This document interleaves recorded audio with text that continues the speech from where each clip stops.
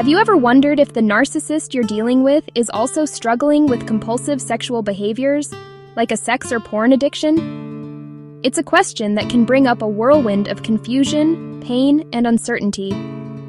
If you're asking this, you're likely navigating a deeply challenging situation, and it's important to know you're not alone in this experience. Let's start with what we know. Research shows that there is a correlation between narcissism and addiction in general, and specifically sex and porn addiction. Narcissistic traits like a constant need for admiration, a sense of entitlement, and a lack of empathy can create a fertile ground for addictive behaviors to take root. For the narcissist, sex or porn can become another tool for validation, a way to feel powerful, or an escape from feelings of inadequacy, all without the need for genuine emotional intimacy. So if they are both a narcissist and a sex or porn addict, what does that look like in the relationship? The overlap often presents as a perfect storm of destructive behaviors. You might notice extreme secrecy around their devices, unexplained absences, or financial irregularities. There's a profound sense of entitlement, a belief that their needs and desires supersede your feelings or the commitments of the relationship. They may minimize their behavior, calling it a normal thing that everyone does, or outright deny it even when faced with evidence. For the partner, the impact is devastating. This isn't just about infidelity, it's about profound betrayal that can lead to what is known as betrayal trauma. You might find yourself in a constant state of high alert or hypervigilance, always looking for the next lie. Intrusive thoughts or images may flood your mind, making it impossible to focus.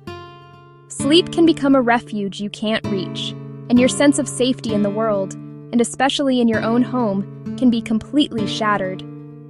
Please know, these are normal, valid responses to an abnormal and traumatic situation. And how does the narcissistic sex addict view their partner through this lens? Often, with a shocking lack of empathy.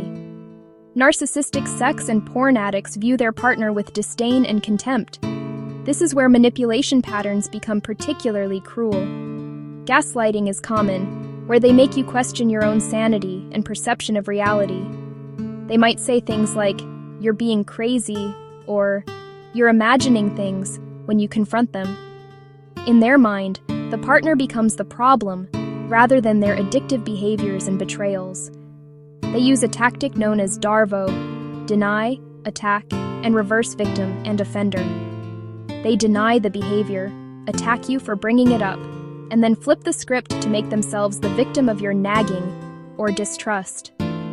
This blame shifting protects their fragile ego and absolves them of all responsibility, leaving you feeling isolated and at fault for their actions.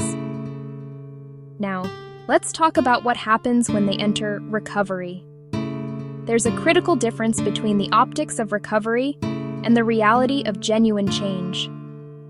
A narcissist may go through the motions, checking the boxes of attending therapy or support groups. Especially if they're going to therapy and participating in support groups, even if they're still lying, hiding things, or being deceitful, their entitlement means they expect that to be enough for the partner. They see these actions as transactional, something they do to get you off their back. Once narcissists are in the recovery process, they want quick and immediate results from the partner. True recovery, however, isn't about checking boxes. It's about a fundamental shift in integrity.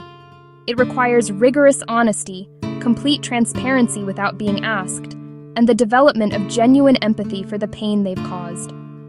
It involves making amends, not just with words, but with consistent, changed behavior over a long period of time. This is why you'll often hear hollow apologies.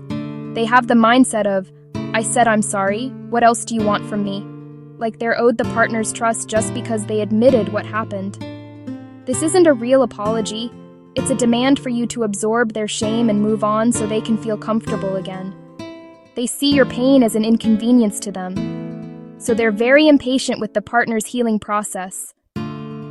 Your journey of healing from betrayal trauma is long and non-linear, but they will expect you to be over it on their timeline, not yours. This impatience is a major red flag that their focus is still on themselves, not on the health of the relationship or your well-being. The narcissist has an attitude of annoyance and disgust, like, "Oogie, come on, can't you get over it?" It wasn't that often. It was just sex. I didn't do near as much as so-and-so, so you should be grateful. These are not the words of someone who is truly remorseful. They are the words of someone minimizing your pain to manage their own shame. Remember, the severity of your pain is not determined by the frequency or type of their acting out, but by the depth of their betrayal and deception. Given this reality, setting firm boundaries is not just an option, it's essential for your survival and sanity. Boundaries are not punishments, they are rules of engagement you set to protect yourself.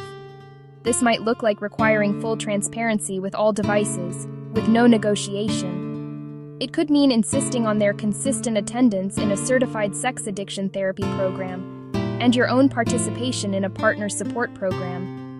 It might involve creating a formal therapeutic disclosure to ensure you have the whole truth, guided by a professional. The key is that boundaries must have consequences. For example, if you refuse to share your location data, I will need to separate our finances to protect our family. This isn't a threat, it's a statement of what you will do to keep yourself safe. As you navigate this, there are some crucial do's and don'ts. Do seek your own support from a trauma-informed therapist who understands narcissistic abuse and betrayal trauma. Do connect with support groups for partners. Do not self-isolate. Shame thrives in secrecy. Do track behaviors, dates, and conversations in a private journal to counteract gaslighting. Do protect your finances and important documents. Don't rush forgiveness. It's a process that can't be forced. And most importantly, don't ignore the red flags of performative recovery. Trust your gut. Your intuition has likely been trying to get your attention for a long time. Healing is a long road for both of you, if they choose the path of genuine recovery. The timeline is not measured in weeks or months, but often in years. Progress for them is marked by sustained honesty, humility, and empathy. Progress for you is marked by a growing sense of safety, self-trust, and emotional stability, whether you remain in the relationship or not. Your healing is the priority. It is possible to reclaim your life, to find peace, and to build a future based on truth and self-respect. You deserve safety, honesty, and a love that doesn't require you to sacrifice your own well-being.